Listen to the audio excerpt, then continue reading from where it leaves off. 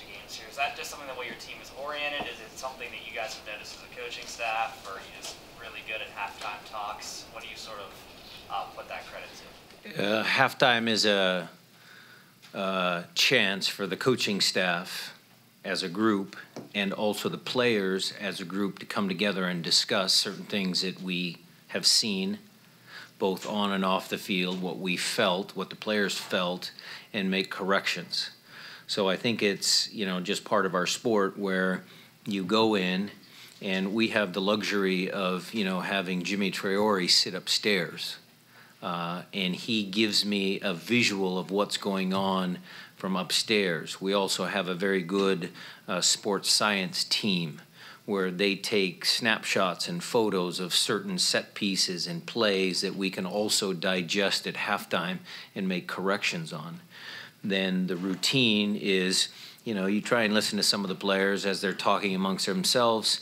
You make your coaching points, and then again, Gonzo, Preki, Tommy with Steph, the assistants do their job in adding anything that I may have missed. So it's a collaborative effort amongst the staff, amongst our sports science people, and then amongst the players themselves. I think they understand that there's corrections that sometimes need to be made, and they're usually willing to listen.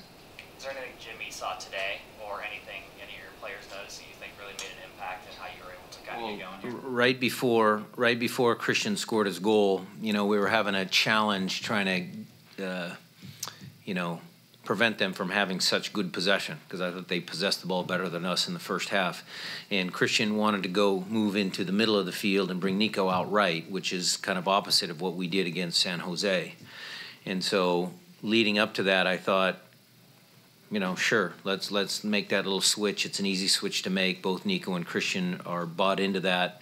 And we were able to defend a little bit better, a little bit higher, and, you know, maybe that led to his first goal. Moz, I think I saw you next. Yeah, Harry Ship, versatility. I mean, what has been his emergence? What is going on with his play there? Let's help him. Well, he's always been a good player. He's always been a good kid. I think it's always, you know, the players buying in. It's Harry just feeling confident. Certainly he deserved that goal today. You know, it's all of those little things, those little pieces. He trains hard.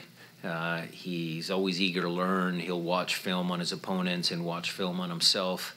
So it's all of those little things. And then, you know, look, I constantly say that this is a team game and a team sport. You know, when the team starts playing well, players like Harry, players like Nico, players like Christian, players like Kelvin, on the list, they all play, you know, they all have that little confidence, that little bit of swagger, and you can feel it within the group, and that certainly, you know, has helped Harry as well. Jeff? Speaking of Kelvin, he seemed to step up offensively a lot more today than he has the first part of the year. Was that by design, or was that just a result of his being healed from his injury? I think, Jeff, we're trying to get him back to where he was last year. He is a very good attacking right back. He defends well. So we're just trying to get him back up and into a real good rhythm, a good fitness level, because he has had a share of, you know, injuries to start this year off. So, you know, it was, again, I don't like taking back off a right back, but, you know, he was tightening up a little bit, and that's why we had to make the change, but he played well. Harvey? Coach, back when Hope was here, a lot of people talked about how his presence up top drew a lot of attention from the defense and that opened up space for other guys. It's early yet, but do you feel that Raul's providing something similar that's creating opportunities for guys like Christian, Gustav, and Harry? Yeah, I would say that. I think what you see in Rui Diaz first, before we go into that line of, you know, dissecting his game, I think what you see is a guy who's hungry to score goals. So I think a lot of that is, you know, does he want to take the attention away to help his teammates? You know, yeah, he's a team guy and everything, but the kid wants to score goals. So just maybe by default, and maybe that was your question. Yeah, it makes other guys dangerous. But, you know, to be fair, I thought in the second half we created a number of chances. You know, we had some good looks on goal. And, Gustav, I think, hit one earlier in the year against DC United, I believe it was, or a game like that. And then to Maz's point, I think Harry deserved that goal. Yeah. Jose's now, he must have been Minnesota. Minnesota, maybe, yeah. Ari. Coach, 4-0 in your last 6. Is this just the time of year where the switch seems to flip, or what would you kind of just attribute this recent? I attribute it to the individuals that are sitting in that locker room over there. They are a proud bunch of guys, and it's pro sports. We get it. There's a lot of things that go into winning and winning championships, going to 2 MLS Cups. There's all of the stuff, the World Cup year, the injuries, all of that sort of stuff. Without a doubt, without question in my mind, that team, that group never gives up. They always compete, all of them, and that's what makes my job so much easier when you have guys that are committed to winning. So all the credit goes to them. Tim. Brian, you mentioned about Christian and Nico switching there midway through the first half. Was that something that Christian came over and talked to you about? We were at the water break. Okay. But was that something that he brought up to you? Yeah. And is that something earlier in his career he might have felt that comfortable suggesting something like that to you? That's a tough one. I'm sure he probably would have been a little bit more reserved a few years ago or in his rookie season with Zig, I'm sure. But, it's been an ongoing dialogue because, the coaching staff has talked to Nico and Christian. We've tried to figure out which one's better as the number 10, because Christian has, perhaps a little bit more power, more vertical power to go. Nico is certainly the number 10, the playmaker. We want him on the ball as often as we can. So it's trying to find that right balance within the course of a game. And like I said, our sport is a great sport. Every game is a little different. With San Jose, we brought Nico back in the middle and it helped us. This game, was the opposite. Mark and then Michelle. To follow up on Tim's question, this is the second straight game with Schmetzer and Ozzy in the middle. Is that your preferred pairing, essentially, pushing Christian further up, or is it just kind of a selection-based thing? We'll see about that. Ozzy and Gustav are very, very good players. I think that combination, the experience that those two players have, their differences, is a good mix for me. Because Gustav wins some of the battles, he can connect a few longer passes, but Ozzy's the guy that can really, help us get from back to front. He's very, very good in possession. And you guys have seen over the last course of the couple games, you've seen bits and pieces of the old Ozzy. So I am extremely pleased with Ozzy's performance. I'm happy with Gustav's performance, and we'll see if that continues. Michelle. Well, you walked in looking happy. Yeah, and I think the fans are as well. There's been some things that we've seen, purposeful passing, aggression in defense, watching the duels and just the power in that. So what are we tweaking looking forward? Well, we're always tweaking based on our opponent. I would say that right away. We'll have to come up with a good game plan for Minnesota because they have Darwin Quintero and he's been playing lights out. So we'll have to devise a game plan for Minnesota. But it's basically just fine-tuning and training. I think our training sessions are good. Damien has come here and done a really good job of getting us physically prepared for our matches. So I think it's a matter of us just maintaining and maybe poking here, there, prodding a little here, and making sure that the guys are ready to perform on any given day. Stretch. One player that looks like he's full of confidence, Kim Kee-hee. This is 11th or 12th night, going 90, and he's making these runs. What did you expect when he first got here, and what is he showing now, consistency for you along that back line? That's a great question because normally coaches don't want their center backs to overlap up the field. So normally you don't want to have that happen. But it did work out, and it's a sign of things maybe that, our luck has been changing a little bit. We had some bad luck early on, but Kim Ki-hee was a bit of an unknown when he got here. You know, the language barrier certainly was an obstacle, but his English is getting better. His assimilation into the group is getting much, much better. So we're very happy to have him. Nico? What went into that decision to start Kim over Torres, and how is that dynamic? Dynamic's fine because they're all team guys. You know, certainly that's going to be an ongoing decision for the coaching staff. But, you know, Ramon, that was his first 90 minutes in a long time. And we don't want to put guys at injury risk. So, you know, it'll be what we do for tactics, if there's any injury risk, and then which player is playing well. Those will be the key components of making those tough decisions. Is it going to be kind of like, depending on what team we play, if they play a certain way, we'll play one of them? It could be. Could be. Lots of times we'd like to establish our game, our style on our opponent. So sometimes you don't change because an opponent plays like this. You try and impact and make your team create the tempo that you want. So we might keep our team the same.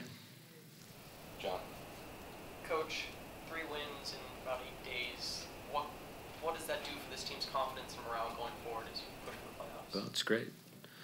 I think we've discussed this a lot, that we've put ourselves in a really big hole, and so we need to collect points. I don't care where we collect them, how we collect them.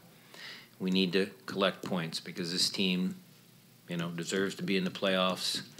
They have put the work in, so it's just a question of, can we dig ourselves out? Can we get enough points to get in?